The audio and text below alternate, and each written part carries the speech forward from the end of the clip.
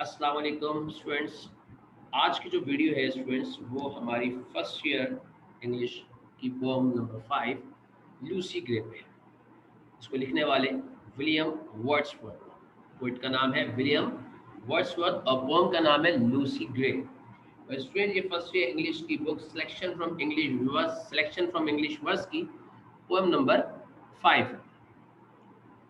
चलिए इसको स्टार्ट करते हैं। सबसे पहले हम स्टूडेंट्स आपको यहाँ पोएट विलियम वर्ड्सवर्थ के बारे में कुछ बताने जा रहे हैं। जैसे कि आपने देखा है कि हम जो भी पोम पढ़ते हैं या जो भी कोई चैप्टर पढ़ते हैं तो थोड़ा बहुत लिटिल बिट हम उस चैप्टर के बारे में या उस पोम के बारे में या उस राइटर के बारे में थोड़ा सा एक ओवरव्यू लेते हैं ताकि हमें अगली जो आने वाली पोम है वो अच्छे तरीके से समझ में आए और उसके पीछे लिखने की वजूहात भी थोड़ी बहुत समझ में आए। स्टूडेंट्स विलियम वर्ड्सवर्थ की ये पोम जिसका नाम है लूसी ग्रे, सही है। और अबाउट अगर हम विलियम वर्ड्स बात करें तो William Wordsworth was also known as poet of nature, जिनको हिस्ट्री में पोइट ऑफ नेचर के तौर पे भी जाना जाता है। और इनकी एक बड़ी मशहूर पोम आपने क्लास 9 में पढ़ी थी, द डैफोडिल्स। उसके बाद आप फर्स्ट ईयर में इनकी एक पोम पढ़ने जा रहे हैं, लूसी ग्रे। सबसे पहला पॉइंट जो लिखा हुआ है स्टूडेंट उनकी पैदाइश और उनकी डेथ के बारे में लिखा हुआ है कि वो 1770 में पैदा हुए और 1850 में उनकी डेथ हुई। तकरीबन इनकी उम्र बनती है 80 साल।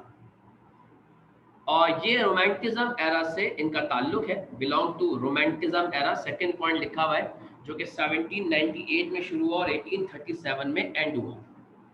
स्टूडेंट्स रोमांटिज्म एरा की हम स्पेसिफिकली बात करें तो रोमांटिज्म एरा बेसिकली ब्यूटी और लव को एक्सप्लेन करने का एक दौर है जिसको हम हिस्ट्री में रोमांटिक मूवमेंट भी कहते हैं, रोमांटिक एरा भी कहते हैं, रोमांटिज्म एरा भी कहते हैं। और विलियम वर्ड्सवर्थ जो है इस एरा के फाउंडर है। थर्ड पॉइंट में देखें जैसे लिखा हुआ है a major English romantic poet. एक मेजर इंग्लिश रोमांटिक पोइट है, मतलब रोमांटिक मूवमेंट के बड़े अहम शायर है।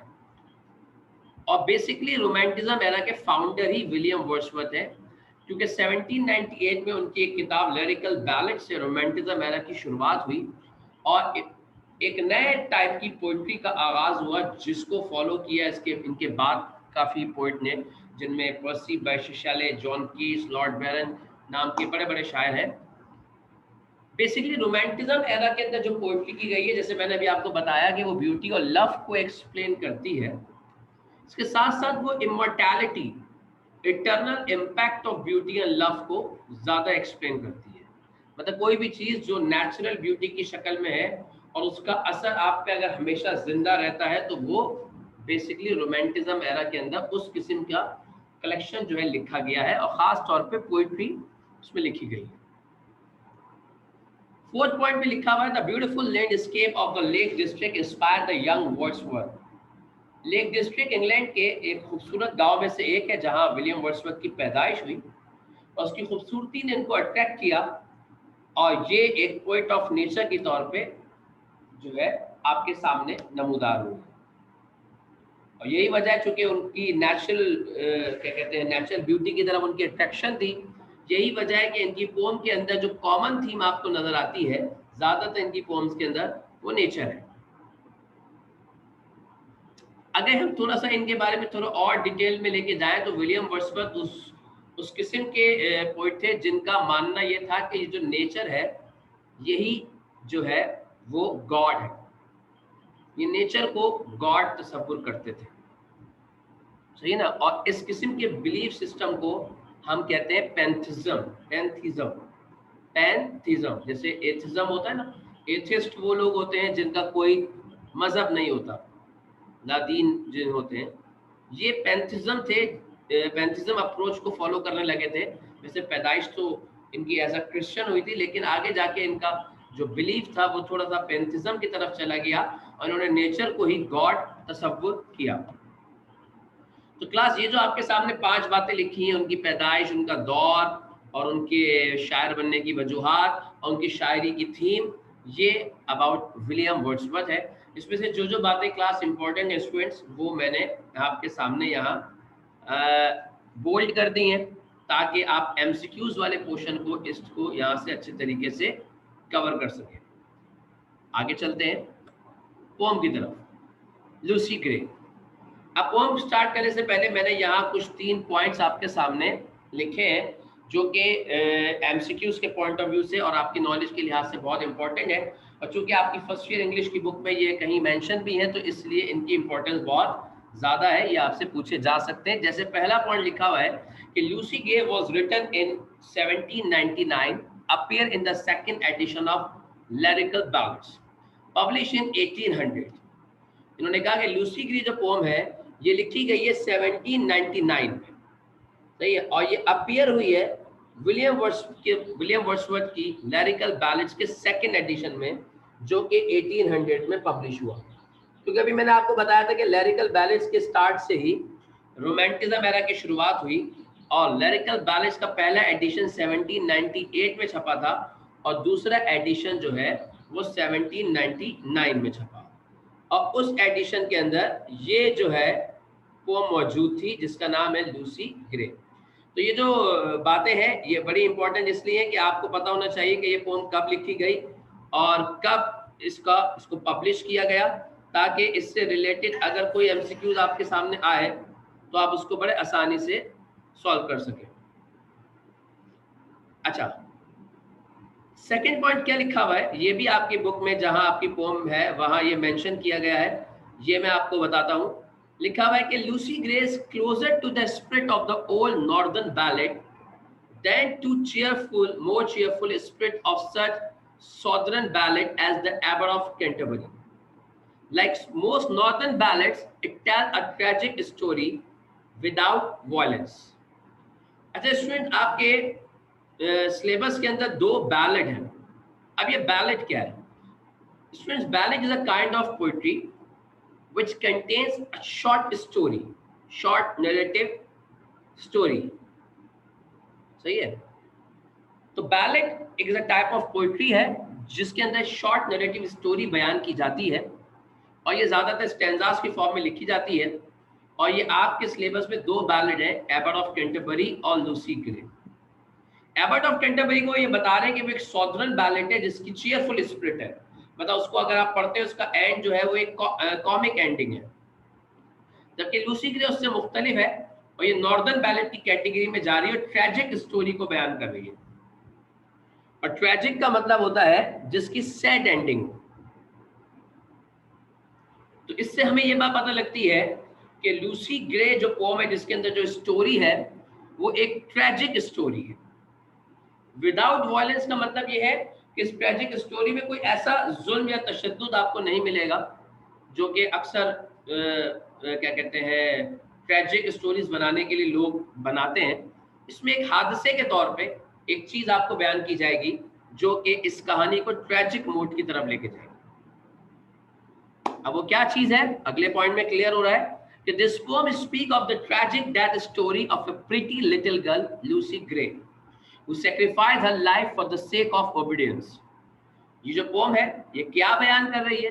ये ट्रैजिक डेथ स्टोरी बयान कर रही है एक बड़ी छोटी लड़की की, इसका नाम था लूसी ग्रे, जिसने अपनी जिंदगी कुर्बान कर दी for the sake of obedience. कहा यह जाता है कि विलियम वर्ड्सवर्थ ने इस छोटी बच्ची के बारे में सुना हुआ था अपनी बहन से, जिनका जो खुद एक पोएटेस थी डोरोथी वर्ड्सवर्थ, जिन्होंने उनको ये बात बताई थी कि यॉर्कशायर में एक छोटी बच्ची है जो कि तूफान आने की वजह से मर गई है, लेकिन आज भी वो देखी जाती है।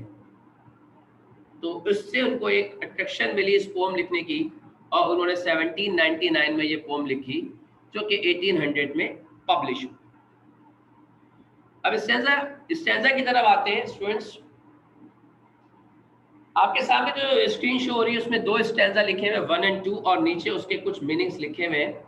वैसे तो मैं पढ़ाते हुए आपको सारे मीनिंग्स बताऊंगा, लेकिन मैंने नीचे रेफरेंस के तौर पे लिख दिए हैं ताकि आप इसको समझते रहें। स्टार्ट करते हैं पहले स्टैंजा की तरफ। Oft I heard of Lucy Gray, जैसे कि देखें पहली लाइन है कि ऑफ्ट मीन ऑफन, अक्सर। विलियम वर्ड्सवर्थ कह रहे हैं अक्सर I had heard of Lucy Gray, अक्सर मैंने लूसी के बारे में सुना हुआ था। और जैसे अभी मैंने थोड़ी देर पहले बताई ये बात कि लूसी ग्रे के बारे में इन्होंने अपनी सिस्टर से सुना था जैसे कि उन्होंने बताया था कि यॉर्कशायर में एक लड़की है जो कि तूफान में की जद में आके मर चुकी है, लेकिन वो आज भी लोगों को दिखती है। तो कह रहे हैं कि अक्सर मैंने लूसी के बारे में सुन रहा था, and when I cross the wild, और जब मैंने वो जंगल क्रॉस किया, वाइल्ड कहते हैं जंगल को, सही है, वो एक ऐसा इलाका जहां लोग बहुत कम हो, गैर रिहायशी इलाके। तो कह रहे हैं कि जब मैंने उस जंगल को क्रॉस किया, विलियम वर्ड्सवर्थ कह रहे हैं, आई चांस टू सी, मुझे उस लड़की को देखने का मौका मिला, I chance to see at break of day. Break of day का मतलब है students early in the morning, जिसको हम डॉन भी कहते हैं, DAWN, सुबह सवेरे का वक्त। अब आप ये देखिए स्टूडेंट्स कि वो ये बता रहे हैं कि मैंने अक्सर इस बच्ची के बारे में सुना हुआ था, और जब मेरा गुजर हुआ उस जंगल से, जब मैं गुजरा तो मुझे उस लड़की को देखने का मौका मिला बिल्कुल सुबह सवेरे के वक्त। द सॉलिटरी चाइल्ड, वो बच्ची तन्हा, सॉलिटरी का मतलब तन्हा, अकेली, चाइल्ड वो बच्ची थी। No mate no comrade. अच्छा, मेट कहते हैं साथी को, इस तरह होता है ना, क्लासमेट, क्लास फेलो, रूममेट, कोई उसका साथी नहीं था। नो कॉमरेड, कॉमरेड का मतलब है दोस्त, और कोई उसका दोस्त नहीं था। लूसी न्यू, और लूसी को ये बात पता थी। She dwelt on a wild moor, और वो एक बहुत बड़े फैले हुए मोर, अच्छा मोर बेसिकली एक दलदली एरिया को कहते हैं, और वो एक दलदली एरिया में रहती थी। अच्छा, ये एरिया हमारे मुल्क में तो आपको बहुत ही कम मिलते हैं, शायद नॉर्दर्न एरियाज में आपको ऐसे मिले, वो इलाके जहां दलदल बहुत हो। The sweetest thing that ever grew beside the human door, इन्होंने कहा the sweetest thing that ever grew, एक खूबसूरत तरीन चीज, स्वीटेस्ट जो कि सुपरलेटिव डिग्री है, मतलब इन्होंने कहा कि खूबसूरत तरीन चीज that ever grew beside the human door, कह रहे हैं कि इंसानों की इस दुनिया में खूबसूरत तरीन चीज पैदा हुई थी, वो बच्ची। मतलब वो कह रहे हैं कि इस दुनिया में अपने माँ बाप के घर में वो बच्ची एक खूबसूरत तरीन शक्ल में पैदा हुई, सही है, और जो रहा करती थी एक तन्हा वीरान दलदली इलाके में, जिसमें उसका कोई साथी नहीं था, कोई दोस्त नहीं था, और ये बात उसे पता थी। अच्छा, यहाँ जो है वाइल्ड है, ये दैट इज वाइट, इसको हम वाइट कर लेते हैं। ये थोड़ी सी यहाँ एक मिस्टेक है, इसको मैं पढ़ते हुए तो मैंने आपको सही कर दिया था। वाइड मोर एक फैले हुए जो है दलदली इलाके में वो रहती थी। स्टैंजा नंबर 3 और 4 की तरफ आते हैं। इन्होंने कहा you yet may spy the fawn at play the hare upon the green. अच्छा, स्पाई का मतलब होता है छुप छुप के देखना, किसी को, किसी की मतलब कहते हैं ना, किसी की ताक़ुब करना। अब यहाँ कह रहे हैं कि आप देख सकते हैं, फॉन कहता है हिरन के बच्चे को, फॉन कहते हैं हिरन के बच्चे को, आप देख सकते हैं हिरन के बच्चे को खेलता कूदता हुआ। The hare upon the green, और हेयर जो है वो जंगली खरगोश होते हैं, सही है, जिनके कान बड़े बड़े होते हैं, सही है, हमारे दूसरे रैपिड्स के मुकाबले में एक साइज में भी काफी बड़े होते हैं, जंगली खरगोश कहलाते हैं। और उन जंगली खरगोशों को आप ग्रीन हरियाली वाली जगह पे बैठा हुआ देख सकते हैं। But the sweet face of Lucy grey will never more be seen, लेकिन लूसी ग्रे का वो प्यारा चेहरा, क्योंकि इससे पहले वाले स्टैंजा में उन्होंने कहा ना, the sweetest thing that ever grew beside a human door, कि इंसानों की इस दुनिया में खूबसूरत तरीन चीज पैदा हुई थी। कह रहे वो खूबसूरत चेहरा लूसी ग्रे का आपको दोबारा कभी देखने को नहीं मिलेगा। तो लास्ट की 2 लाइनों से जो बात समझ में आती है स्टूडेंट, वो ये बात समझ में आती है कि लूसी मर चुकी है, तभी वो कह रहे हैं कि उनका चेहरा आपको दोबारा देखने को नहीं मिलेगा। और शुरू की जो 2 लाइनों से ये बात समझ में आती है कि विलियम वर्ड्सवर्थ ने उसकी मासूमियत को या उस बच्ची को समझाने के लिए रेफरेंस दिया कि आप हिरन के बच्चे को खेलता कूदता हुआ देख सकते हैं, खरगोश को, जंगली खरगोश को हरियाली वाली जगहों पे देख सकते हैं, लेकिन लूसी ग्रे का प्यारा चेहरा आपको देखने को नहीं मिलेगा। अब आते हैं चौथे स्टैंजा में। क्लास आप चौथे स्टैंजा को देख रहे हैं कि वो आपके सामने जो है कोटेशन मार्क के अंदर है, सही है, और कोटेशन मार्क के अंदर जो चीज होती है दैट इज कॉल्ड डायलॉग। वो किसी का डायलॉग होता है, किसी की बात होती है, कोट। और ये डायलॉग किसका है पहले पढ़ते हैं फिर समझते हैं। Tonight will be a stormy night, आज रात तूफानी रात होगी। You to the town must go, तुम्हें जरूरतन टाउन जाना होगा। And take a lantern child to light, और बच्ची रोशनी के लिए लालटेन ले जाओ।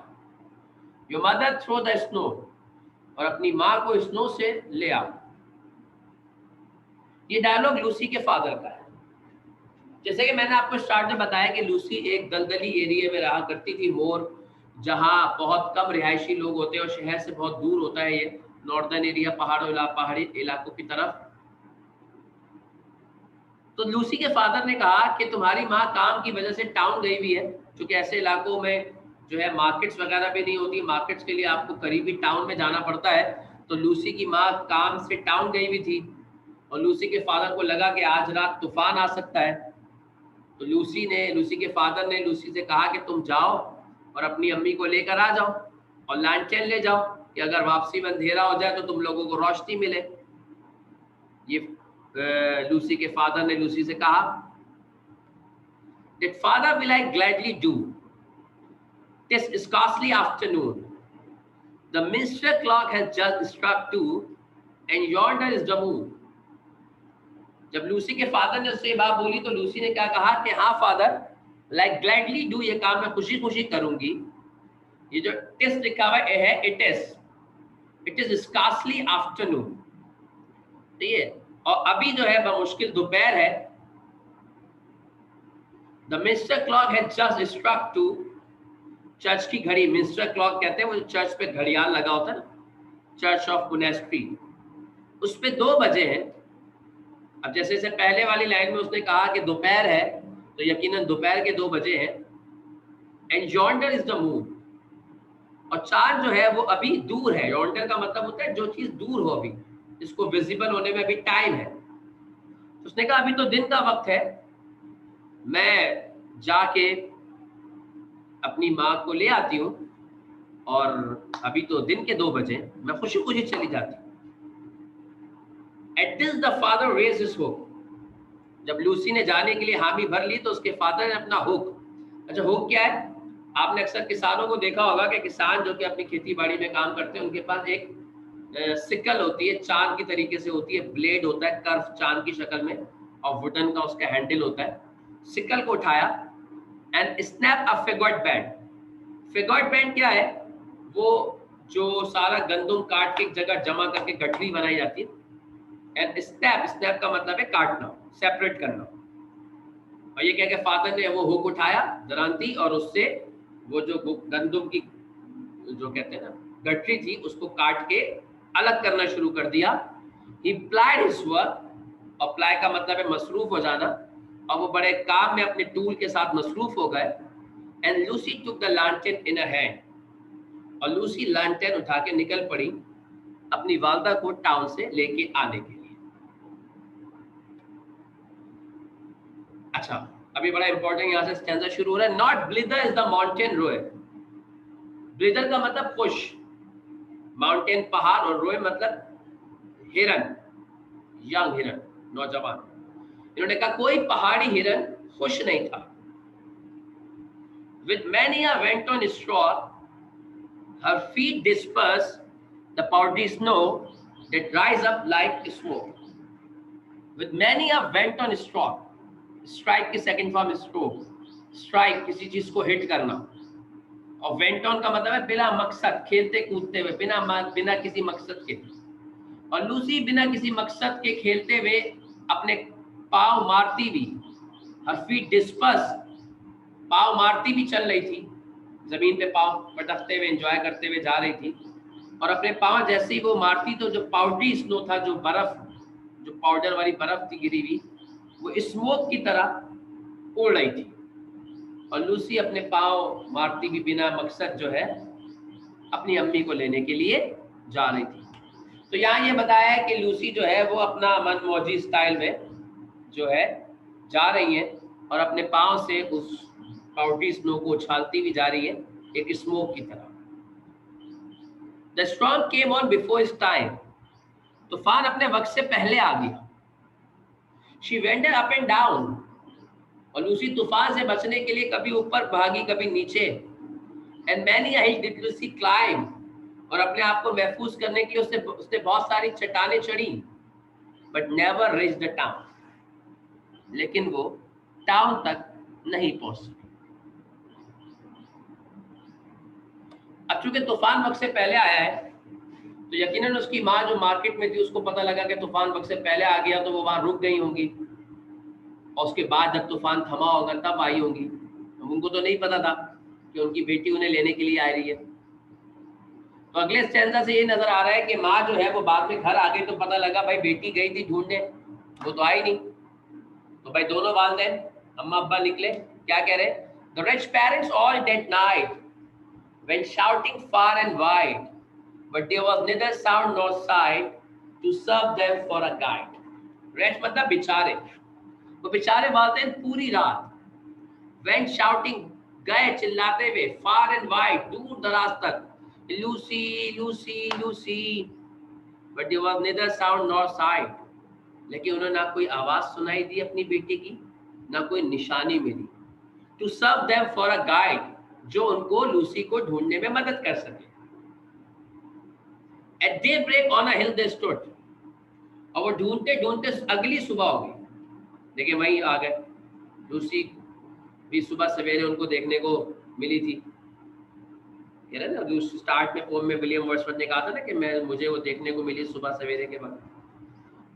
इन्होंने कहा अगली सुबह निकल आई। On a hill they stood, और एक पहाड़ पे वो वालिदैन खड़े हुए।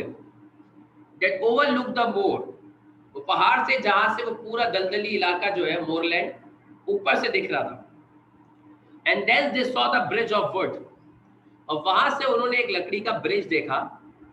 अ फरलॉन्ग फ्रॉम देयर डोर, जो उनके घर के दरवाजे से फरलॉन्ग, अच्छा फरलॉन्ग एक डिस्टेंस है जिसमें तकरीबन 201 मीटर का एक फरलॉन्ग होता है और 5 फरलॉन्ग का मिलके 1 किलोमीटर बनता है। तो 200 मीटर दूर जो है फरलॉन्ग, उनके दरवाजे से दूर एक ब्रिज था जो उन्हें वहां से दिखाई दिया। लकड़ी का ब्रिज था, ब्रिज ऑफ वुड, जो उनके दरवाजे से तकरीबन 200 मीटर के दूरी पे था, furlong. And now they homeward turn and cried, in heaven we all shall meet. और जब उन्हें कोई लूसी की निशानी नहीं मिली तो वो वालिदैन घर की तरफ लौटे, ये कहते हुए रोने लगे और कहने लगे, in heaven we all shall meet, कि अब हमारी मुलाकात उससे जन्नत में होगी। मतलब इन्होंने यहाँ अज्यूम कर लिया बिना कोई निशानी मिले कि वो मर गई, अपनी मिलने वाली। When in the snow the mother spied the print of Lucy feet, और उसी वक्त जब उनकी माँ की निगाह पड़ी लूसी के कदमों के निशान पे। चूंकि लोग पहाड़ी पे खड़े हुए थे, ओवरलुक द मोर, जहां से वो पूरा दलदली इलाका दिख रहा था, तो कह रहे हैं उसी पहाड़ी पे इनकी माँ को लूसी के कदमों के निशान मिले। Then downward from the steep hill edge, steep hill वो पहाड़ी या चट्टान को कहते हैं जो ढलानी होती है, मतलब बिल्कुल सीधी खड़ी नहीं होती, और वो ढलानी वाली एक चट्टान थी जिससे वो कदमों के निशान नीचे की तरफ जा रहे थे। इससे साबित हुआ कि लूसी जो है वो इससे नीचे भी उतरी है। द फुटमार्क स्मॉल, और जो छोटे छोटे कदमों के निशान थे। अब आपको याद है ना कि लूसी जब चलते हुए अपने पांव बर्फ में धसाती हुई और मारती हुई जा रही थी, जिससे उस जो है इन्होंने ये कहा कि अब जब उसके जो पांव के निशान मिले वो बर्फ में बने हुए निशानात मिले, छोटे छोटे कदमों के निशान थे। And through the broken Horton has, अच्छा ब्रोकन का क्या मतलब होता है? टूटा हुआ।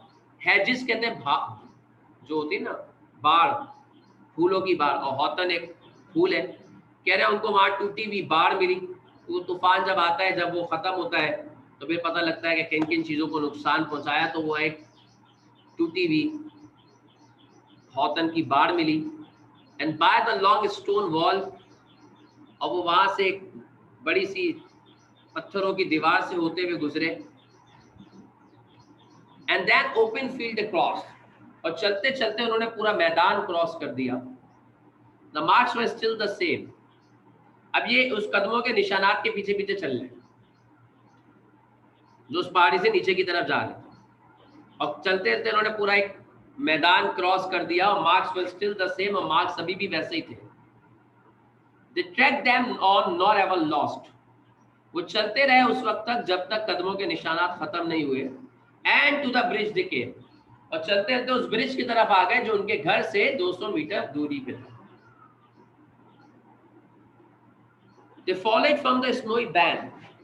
अब आपने देखा ना, जब तूफान वगैरह आता है, बर्फबारी वगैरह होती है, तो जो ब्रिज वगैरह होते हैं या रोड वगैरह होती है, तो उनके किनारों पे बर्फ जमी हुई होती है। तो उन्होंने कहा कि वो कदमों से चलते हुए उस ब्रिज की तरफ गए, और उस ब्रिज के किनारों पे जो बर्फ जमी थी वहां से चलते हुए गए, चलते हुए ब्रिज पे चढ़े। The footmarks one by one, उन कदमों के पीछे पीछे चलते रहे। Into the middle of Planck, Planck कहते हैं बेसिकली लकड़ी के तख्ते को, और जो ये ब्रिज था जो इनको दिखाई दिया था वो लकड़ी के तख्तों का ब्रिज था। और कह रहे चलते चलते वो उस ब्रिज के बीच में आ गए। प्लांक का यह मतलब है ब्रिज, उस लकड़ी का जो ब्रिज था उसके बीच में आ गए। And further there were none, अब वहां से कुछ भी नहीं था। मींस वहां से लूसी के पांव के निशानात नहीं थे। इसका मतलब लूसी चलते चलते यहां तक आई है और वहां से कदमों के निशानात गायब है, कि मतलब वो वहां से गिर गई, क्योंकि जिस ब्रिज के ऊपर चढ़े तो उसके नीचे एक नदी बह रही थी। और कहते हैं कि लूसी की डेड बॉडी मिली उसी ब्रिज में बहती हुई अगले दिन। Yet some maintain that to this day she is a living child। उस वक्त से आज भी कुछ लोग ये मानते हैं कि वो एक जिंदा बच्ची है। That you may see sweet Lucy Gray upon the lonesome wild, और आप लूसी ग्रे का प्यारा चेहरा इस तन्हा वीरान जगहों पे वादियों में देख सकते हैं। Our rough and smooth she trips along, वो खुरदरी और स्मूथ जगहों पे बड़े आराम से चलती हुई नजर आती है। And never looks behind, और कभी मुड़ के नहीं देखती। And sings a solitary song, और एक तन्हाई वाला गाना गा रही होती है। That whistle in the wind, जो इस वादियों में गूंजता है। तो मतलब उसके बाद बहुत सारे लोग इस बात को अज्यूम करते हैं कि लूसी जो है वो एक नेचुरल ब्यूटी में कन्वर्ट हो गई है, लूसी इमॉर्टल हो गई है, वो आज भी जिंदा है लोगों के तसव्वुरात में, लोगों की सोचों में।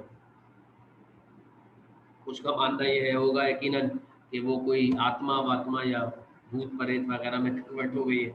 भारत तो ये थी वो लूसी ग्रे, जिसमें उन्होंने लूसी की ट्रैजिक डेथ स्टोरी बयान करी, और जो डेथ ओबीडियंस फर्माबरदारी में अपने बाप के हुक्म पे अपनी माँ को लेने के लिए निकली और अपनी जान से हाथ धो बैठी। तो क्लास एक छोटी सी इसकी एक समरी भी है, और लास्ट में जो लिखी हुई है वो एक जस्ट कोटेशन है कि जो चीज़ लव होती है, जो चीज़ ब्यूटी होती है, जैसे मैंने आपसे विलियम वर्ड्सवर्थ के बारे में शुरू में बताया था ना कि रोमांटिज्म एरा के अंदर ब्यूटी और लव को वो कहते हैं कि वो इटर्नल, हमेशा रहने वाली चीज़ें हैं। तो उन्होंने यही कहा लास्ट में जो कोटेशन लिखी है, love is how you stay alive even after you are gone. मतलब प्यार क्या है? वो प्यार वो है कि जब आप चले जाएं तब भी वो जिंदा रहे। जैसे लूसी का एहसास आज भी जिंदा है, और जो लोग उसके बारे में पढ़ते हैं या जानने की कोशिश करते हैं या उससे दिल लगाते हैं या उसके बारे में कुछ तजस्सुस रखते हैं, तो वो उनको मिलती है, दिखती है, बड़ी एक जगह चलती हुई और तन्हाई वाला गाना गाती है, तो कभी मुड़ के नहीं देखती। तो स्टूडेंट, ये वीडियो थी जिसमें मैंने आपको फर्स्ट ईयर की पोएम नंबर 5 लूसी ग्रे को एक्सप्लेन किया। होप कि आपको समझ में आई होगी। आपके जो भी कमेंट्स हैं कमेंट सेक्शन में अपने कमेंट से हमें बताएं, आगाह करें कि आपको वीडियो कैसे लगी, और प्लीज़ लाइक शेयर और सब्सक्राइब करें ताकि ये वीडियो ज़्यादा से ज़्यादा लोगों तक पहुँचे और जितना लोगों को इससे फ़ायदा हो सके वो ले। Thank you so much. अब मिलते हैं इंशाल्लाह नेक्स्ट वीडियो में, नेक्स्ट पोम या नेक्स्ट चैप्टर के साथ। अल्लाह हाफिज।